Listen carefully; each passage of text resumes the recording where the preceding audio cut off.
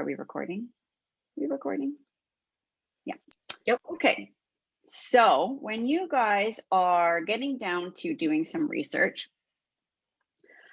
look at taco places, look at ones in your city, Google some, look at them in New York, in LA. I'm sure there's a million in that. You know what I mean? Look everywhere for just taco restaurant.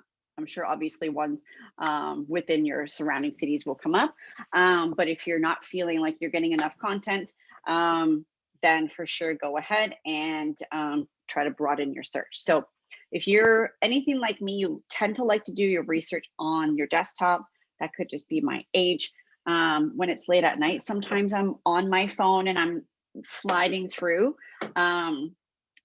some ideas, and you take all those random screenshots, and I always have my notebook next to my bed like a nerd. But anyway, if you are on desktop, because remember, this is a mobile app, all you got to do is shrink your screen size down. And this is what the Mule, for instance, I don't know if anyone has ever eaten there. This is what the Mule mobile app looks like. Granted, it's a little bit wider and shorter on my screen right now, but once you see that little menu navigation, boop, see it? Once your hamburger navigation, so this is a responsive website. So what happens here is this is a desktop website. When people open it up on their mobile phones, this is what happens to it. So every site, a little tidbit of information, it's illegal to not have a responsive site. So it must do this. Years ago, not every site was. Now it's a need. So for instance, we're going to say, now go here, I'm going to order online. And then this is going to be a much clearer representation of what we're going to be doing. So again, this is just for instance, this is the Mule. I do think the Mule is doing a bit of a no-no with this style navigation here. That is just bad. So that's where you guys will do some form of hamburger menu, as we saw on the previous screen before we got to the ordering. Or since this is an app, we could do that cool little sticky nav. That sticky nav at the bottom, because we really only have a couple screens. We've got our home, we've got our mains, we've got our checkout, and we've got our final confirmation. Because there is, you do sign up when you use the app, if you remember from the beginning from our onboarding. So for instance, this would be maybe a great opportunity to do that sticky nav at the bottom. Think Instagram, think Facebook. I don't have TikTok. I'm sure it has a sticky nav at the bottom, but that's where you probably would have an ordering button, and you would have your checkout button, and then perhaps you'd have like an account button. So that's where people would go in to find their profile, order what they got next time. Am I talking too fast? Am I making sense for you guys? Or are you glazing over and this is information overload? Are we cool? Katrina's good. Jordan's good. Okay, good.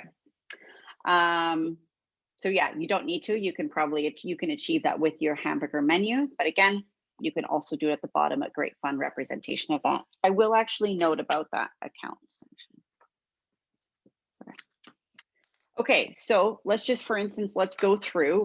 Let's test the Mule site. And that's what you guys will be doing. So we're going to be, just to give you guys, you're kind of testing, but you're also doing this to give yourselves ideas. So we're going to say, we're going to add a margarita. Oh, look at that, choose the service pickup. This is different than what we're doing. This stuff happens at the end of our app.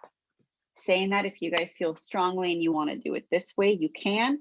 But I do think you're going to create more work for yourselves trying to recreate your sitemap. So I would suggest probably just sticking to how we have it, choosing our pickup window at the end. Let's just say now. And we start our order. Okay. So let's add a margarita, because I'm sure I could have 1 or 10 of these now. So this is where we have that nice little pop-up window. We have a way to put in some special instructions, which is also in there in our ordering screen. There should also be an option to add special instructions before adding to cart. Whoopsies. So think about maybe I'm going to add, oh my gosh, these are all drinks. Let's say a taco. So let's try to add this. So I'm going to, oh, there's a good idea. So now I'm going to add a side dish, perhaps. Again, we don't need to have that, but as special instructions, I'm going to say sauce on the side. So that's where that comes in handy. Add to cart. Let's just, for instance, add another one. Add to cart. So now we're like, okay, so there are orders of operations. How did I get to $170? I like, yeah, I was just gonna say, I like how we went from 20 to 170. Oh my God. I ordered a build your own taco bar for 30. I was like, what the? Let's make sure I don't. You're treating the whole class. Thanks. So kind. Let's go, Kristen. Oh, I wish I could, team. I wish I could. Taco Tuesday. Yeah, damn, I do not. I'm probably gonna have to make them now because I don't know what to have for dinner. So Taco Tuesday. So anyways, this is a good example of what our cart is. The cart is a pop-up, but you can see in here, a lot of the details here are things that we have to add in. Granted, on our checkout, we do have that order and pickup window at the end versus at the mule, it was the beginning. But we've got our subtotal, we've got our tip, we got our fees if we need to. We probably won't need any fees. HST order tip, holy Moses, that's a goodie. A $30.60 tip. So let's just say proceed to checkout. Gosh, can you Add imagine everyone's address in I real was going to quick. say, could you imagine accidentally? So again, these are all different ways or different form fields you guys can just use as your examples. Again, you don't need to get hung up on exactly how this is done, but just a good way to show, oh, right. So when we're getting information, we probably need a name bar section and an email address section, maybe a phone number. Okay, so that would be a good way for you guys to either from your phones do this, or again, if you're on your desktop, just search out a bunch of different little taco restaurants, bring that sucker back down so it is in more of a, as small as it can go, in a mobile size. So you do get a good idea as to how this works on mobile versus things work very differently when they're on a desktop, or usually do. Any questions? One last one. Go for it, friend. No, please, I love them. So would the pop-ups be using Post-it notes? Great question. So if you're, for instance, you're designing your site, you've got all your sketches and you're like, okay, I want this to be a pop-up, this part of the window like they did in the mule, then yeah, great idea. I'm just gonna write I'm gonna do all my fields on a Post-it note. I'm gonna put them all on here.